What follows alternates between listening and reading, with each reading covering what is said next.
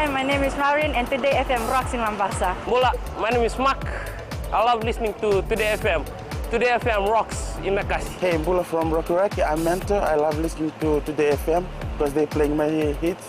Today FM rocks. My name is Enrico. I love listening to Today FM. Today FM rocks in Suva. Hi, I'm Asrika and I'm from Lotoka and I love Today FM. Today FM rocks. Bula, I'm Siva. I'm from Bat.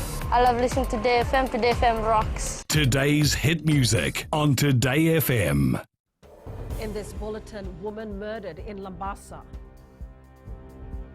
Nightclub operators work with police. And no to child labour, says government. From the studios of FBC Suva, Teva Endua. A 35-year-old woman has died after allegedly being struck several times with a K-knife by her 41-year-old husband. The incident occurred last night at Navolevu Wainikoro in Lambasa.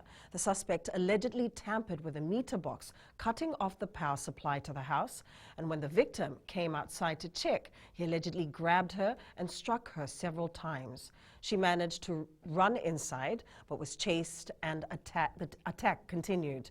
Her husband was arrested at his home in Daku Wainikoro and is in police custody. The murder investigation continues. A 23-year-old man charged with one count of murder has pleaded guilty in court. After taking his plea, Suliasi Fuata told the court he pleaded guilty of his own free will. The court heard that on June 28th, Fuata punched and stabbed his 19-year-old partner in Nasinu. The matter will be recalled at 2:30 p.m. before the Suva High Court. Nightclub operators in Suva are now assisting police in its operations by ensuring minors do not enter clubs. Down Under Pub Fiji owner Chris Cook says the security officers are strict on ensuring minors do not successfully get through the door. Cook says at times police officers also enter the club to check for minors. Doesn't matter, mate. I don't care. There's no friends in this sort of business. Everybody's your friend when you own a nightclub, and they could be very well the person that you come undone with someone's daughter in here, and I just don't want it. So no photo ID, no entry, not negotiable. That is where the security officers have been supporting us, taking away manners. And we would like to thank them for that. We haven't arrested anyone in that regards. The Fijian government has continued to make its stand clear that child labour, forced labour and human trafficking will not be tolerated in the country. Minister for Employment Pravin Kumar made this statement while speaking at the National Strategic Forum to develop a joint roadmap for Fiji as a pathfinder country to eliminate forced labour. He says they will continue to remain committed to leading the region in the eradication of all forms of forced labour, particularly that of children. Bala says they will continue to ensure there's a level playing field for the treatment of workers. The Fijian government stands with the international community, making it clear that child labour, forced labour and human trafficking in today's world is intolerable. The Fiji Roads Authority will be carrying out the final roadwork in Lami tomorrow from 9 a.m. to 3 p.m. Chief Executive Jonathan Moore says work will then resume tomorrow evening after the peak hours, starting at 7 p.m. through to mid-morning the Saturday. Moore says the road will be reduced to a single lane and full traffic management will be present on site to guide motorists safely through the construction zone.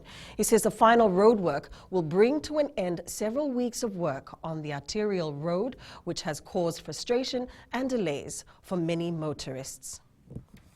A niche business in the tourism sector is expected to grow considerably in the coming years, with the potential to hit the $100 million mark.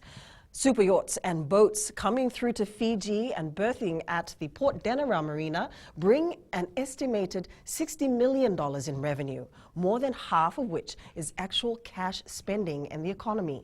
PDM's Managing Director Nigel Skeggs says other than the progressive growth of this type of business, The America's Cup in New Zealand in 2021 is also expected to boost the arrival of super yachts to our shores. So direct spending, actual cash spent here, it's around 35 million a year. And indirect spending through ancillary businesses, employment and various other services that are associated with the yachting industry, we're seeing somewhere around $60 to $65 million a year as a contribution to Fiji's economy.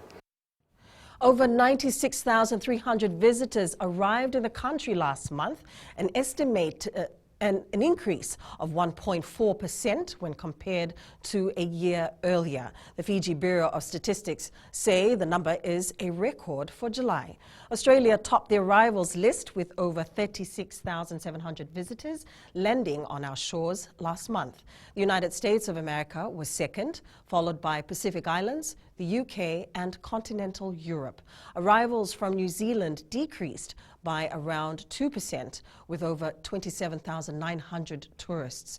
Decreases were also recorded from China, Japan, South Korea, Canada, and the rest of Asia.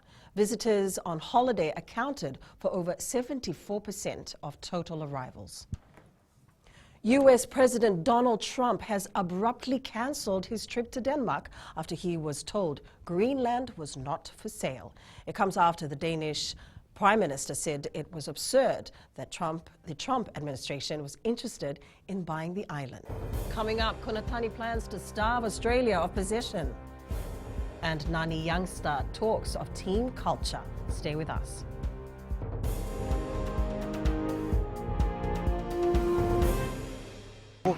Ahoy tabua, aku do talitay na warong na Bula FM, nambando na sere. Bula, alang gonoa, ilutoka do talita ka ng Bula FM berarti nambando na sere. Ni Bula binaka, nanregen go sa Bula FM nga, na kasi. Nalang go sa mundo atibyo ng Bula FM nambando na sere nusuri. Ni Bula binaka, nalang go Jerry, yang melambasa, do warong na Bula FM, nambando. Bula FM, nambando na sere.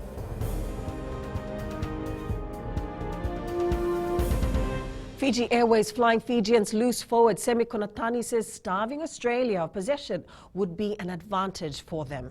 As the team continues with preparations for the Rugby World Cup, Konatani rates the Wallabies as a high-end team that would look to demolish Fiji's forwards in the breakdowns and scrums.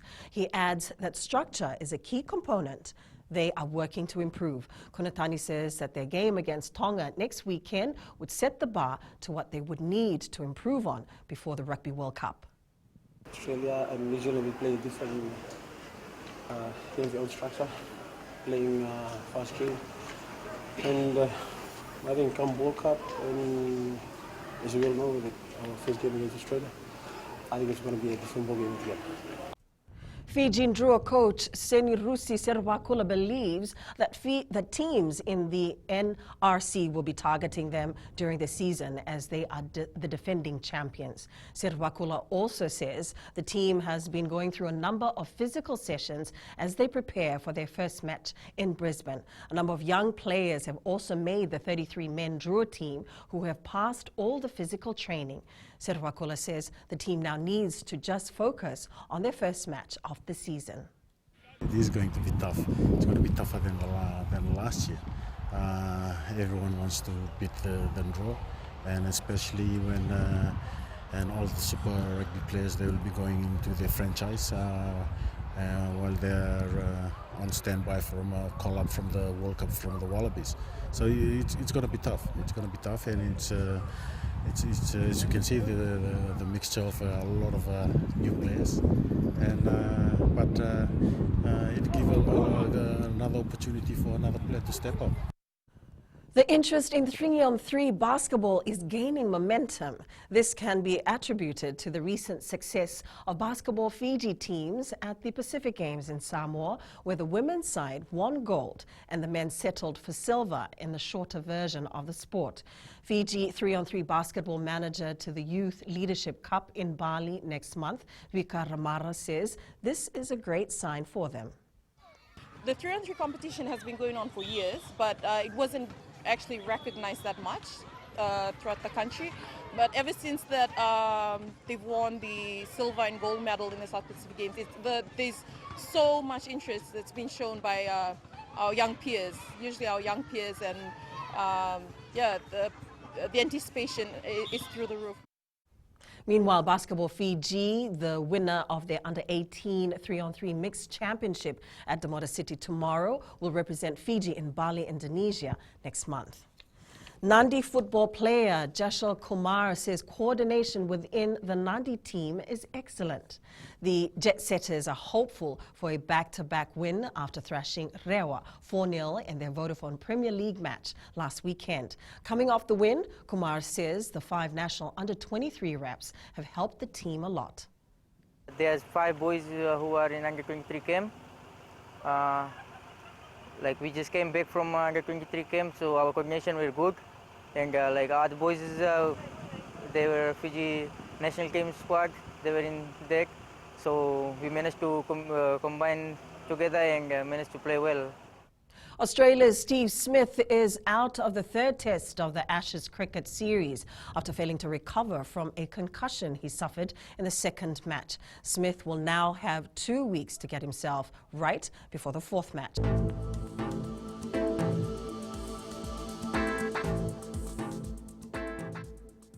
Overcast skies and cool temperatures are the rule of the day.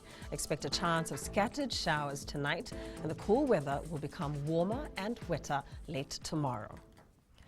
And that was your FBC News Now. Remember to join us at 7 p.m. for our major bulletin. For these stories and others, you can also tune in daily to our sister radio station, Gold FM. Enjoy your lunch. Good afternoon.